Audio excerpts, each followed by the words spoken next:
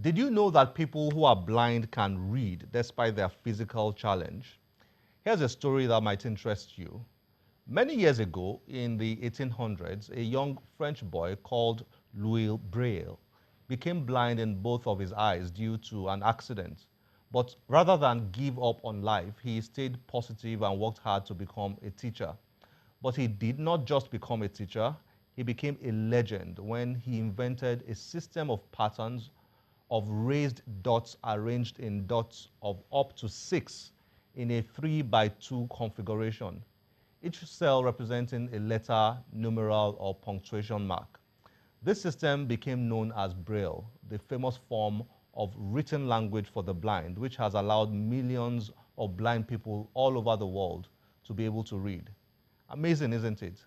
No matter how bad our problems are, we can turn them around for the good of ourselves and others. Many other experts have since developed reading aids for the physically challenged. But sadly, millions of visually impaired people all over the world, especially in developing countries like Nigeria, still do not enjoy the benefits of reading simply because of lack of reading materials adapted for and accessible to them. Fortunately, efforts are being made to change the situation. Here's a report that might interest you in this regard. We perceive up to 80% of all impressions through sight. According to the World Health Organization, approximately 1.3 billion people live with some form of vision impairment. With regards to distance vision, 188.5 million people have mild vision impairment, 217 million have moderate to severe vision impairment, and 36 million people are blind. With regards to near vision, 826 million people live with a near vision impairment. Globally, the leading causes of vision impairment are uncorrected refractive errors and cataracts. The majority of people with vision impairment are over the age of 50. This is the context for understanding how important it is to focus on inclusive publishing and ensure that those with visual impairment are able to have access to reading materials. One paragraph. Recently in Lagos, the World Intellectual Property Organization, with support from the Nigerian Copyright Commission in conjunction with a consortium of bodies that included the Nigeria Publishers Association, the National Association of the Blind, the Reproductive Rights Society of Nigeria, and others, organized a workshop on inclusive publishing to prepare stakeholders for better production of accessible reading materials for the visually impaired. Having some structure or possibility of some structure, like some topics, subtopics, preferably few photos, that kind of material you need to. What is going on today is a fulfillment of what we have been looking forward to.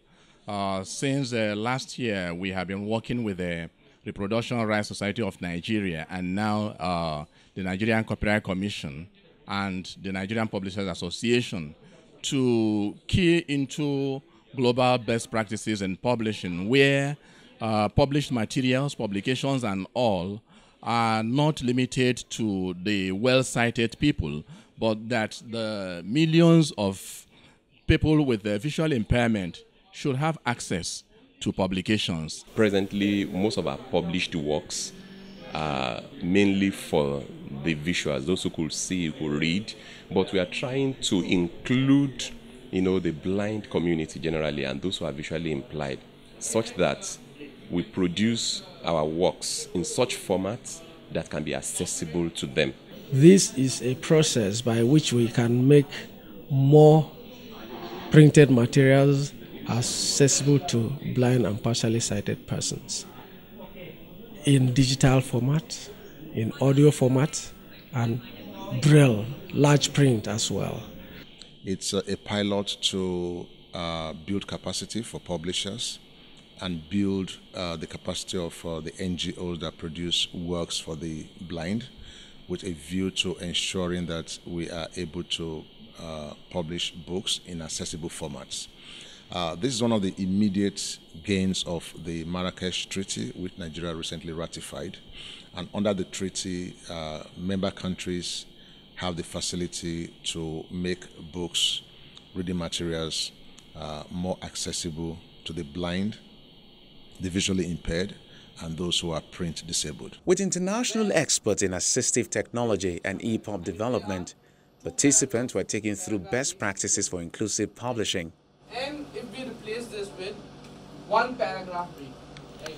We are explaining how we can use InDesign. This is a layout software which is used to create books, and we can use this software to also create accessible ebooks.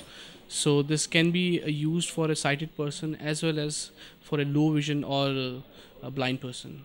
It certainly looked like the participants found the training beneficial. There's a new era for people who are using reading materials. There's a new era for me personally, and because of that, because of the work I do, I'm sure I will spread this knowledge, and there's a new era for others. So it's good, effective reading for blind people. Yes, that's what we've come up. Samples of math formulas. Laudable initiative, but what happens next? Now, the idea is to work with other government agencies. For instance, we hope we can work with NUC and ensure that we develop a policy of inclusiveness for students in the universities. We hope we can work with the Ministry of Education and develop that policy around them in a way that any blind student will not be deprived because of his or her state of sight. Now, we also think that we can work with agencies like TED Fund. With more initiatives like this encouraged, it seems there can be more improvement in knowledge, information, and learning access to those with visual impairment. This is important for a developing society like Nigeria. I hope you have had a good time today. As always, we'll be delighted to have you join us on any of our social media platforms displayed on your screen. I am Olakunle Kasumo. Remember, one great book can change your life. Bye-bye.